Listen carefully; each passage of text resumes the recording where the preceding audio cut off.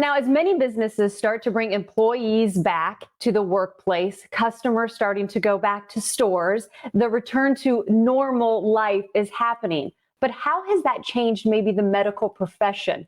Well, I'm so excited to welcome back to our show the Doctor Whisperer, which, by the way, I love that title each and every time. Sharon is back with us. How are you, Sharon? Great to see I'm you. doing great. Thanks so much for having me. Oh, we're glad to talk with you because, there's so many different aspects of the pandemic that we're still digging, into and seeing the effects of. And with, May being Mental Health Awareness Month, there is a big focus on the mental health side of things through the pandemic. But what about the medical resources that are out there? I'm assuming those have had a big change, if you will, and have been struggling with their own ailments. Well, there's a huge shift. I just actually finished talking to a big group in New York City about how much telehealth has impacted and helped their industry. But really, everybody, I think, in the industry obviously is a little bit overwhelmed. And when it comes to mental health, there are just, there's a lot of delay. Right. So I work with a lot of psychiatrists and therapists and even the primary care. If somebody trusts their doctor, they're going to share with them maybe that they're having anxiety or depression. So sometimes difficult to get in. And there's a few things that we can do in the meantime, as I like to talk about, to kind of get people through until that booking opens up maybe in July, because really and truly there's been a huge dramatic shift in mental health issues, unfortunately. Okay, Sharon, I'm curious, in the meantime, what are some of those in the meantime resources that are out there that people may need to be aware of?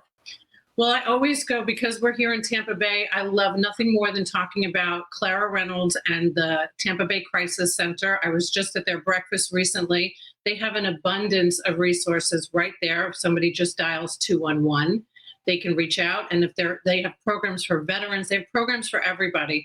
And they're a free resource, which is phenomenal. Also sexual trauma. So they really handle a lot. They're specialized and trained to handle the most incredible crisis that a lot of us have had to deal with over the last year and a half. There's also NAMI, which is available all over the nation. We have a great local resource here too in Tampa Bay. I like to tell people that, because of Zoom and all of these wonderful ways of connecting with people without going in person, you can jump in on maybe an Al-Anon, or you're having a problem with a child that is addicted or suffering from alcoholism. You can listen in. You don't even have to show your face. You can mute yourself. You could turn your camera off, and you could listen to other people so you don't feel so alone.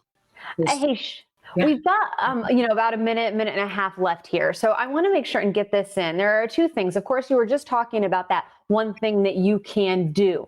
Any other tips for you that people watching maybe can implement into their lives, especially when it comes to maybe employers who are looking for ways to bring employees back? Whichever side of the spectrum you're on that, it's going to have different and unique challenges with it. Well, I'm a practical girl that grew up in New York, so I'm going to give the most practical response possible, and that is to actually communicate. Okay, there's no sense for anybody to ignore what is going on. So people are nervous, they're anxious, maybe they have to leave their dog, and they haven't left their dog in a year, and they have to come back into the office. This might seem like a little thing, but it needs to be addressed. So it's great that we have Mental Health Awareness Month, but this is something that we should be talking about as soon as people start coming back. Have meetings, have check-ins, asking the team, are you okay? You doing all right today? The communication is so important. I think that offering resources like an EAP counselor is always great, the employee assistance programs, recommending some apps, talking to them about meditation, walking away, taking a breath. All of these are very, very important. So definitely incorporating some strong communication from the leaders is the most important. We always joke we're in the communication business, and sometimes we all can learn about communicating with others. So that's a great way to end this segment. Sharon, it's great to see you again. Thanks for being with us. Thank you so much.